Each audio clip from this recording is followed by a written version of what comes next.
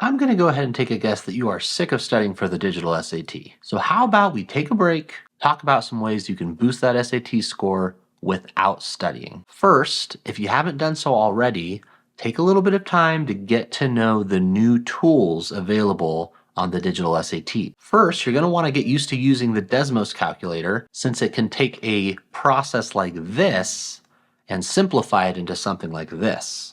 For more on that, you're going to want to check out this video. I'll go ahead and leave a link in the description as well. Looking at some of the other tools at your disposal, in my opinion, the crossout tool and the mark for review button are essential. Eliminating wrong answer choices is especially useful in the English section, but the mark for review button is going to allow you to jump back to questions that you were having trouble with throughout the exam, helping you with your pacing. Then, of course, there's the number one resource I've seen students forget, the cheat sheet in the math section. If you ever run into any problem that is geometry based and you're not sure how to begin, just go ahead and click on this button. Lastly, you do have the option to annotate, that is highlight and take notes. Personally, I think this system is a little bit clunky, and until College Board improves it, my recommendation would be to simply use your scratch paper to write any notes you need to. These next two tips come directly from test takers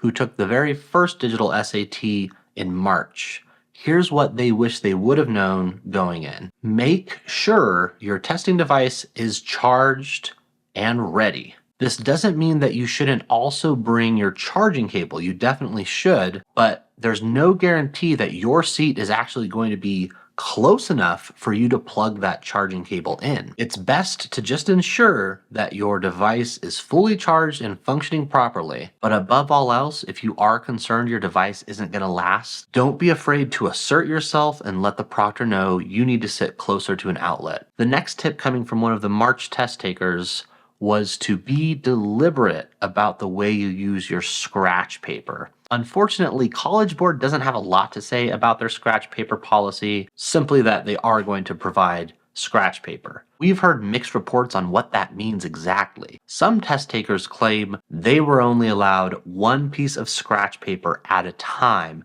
and when they needed a new piece of scratch paper, the proctor would take the old piece of scratch paper away. Other test takers reported receiving only 3 pieces of scratch paper for the entire exam. So I would be aware of this going in, but honestly, you're probably going to be best off if you just approach the proctor and find out what the deal is before the exam begins. I know that scratch paper thing was a little bit stressful, but luckily, these last two tips are going to eliminate some of your stress on test day. Tip number 4 is to pack everything you need into your bag the night before the exam. This includes a printout of your admission ticket, your ID, your device, a charging cable, your calculator, a snack, and your water bottle. I'll make sure to leave a full list for you in the description of the video as well. Packing these things the night before the exam gives you a huge advantage on test day.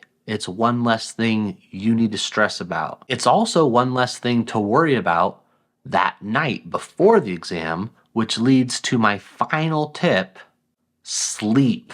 Get good sleep.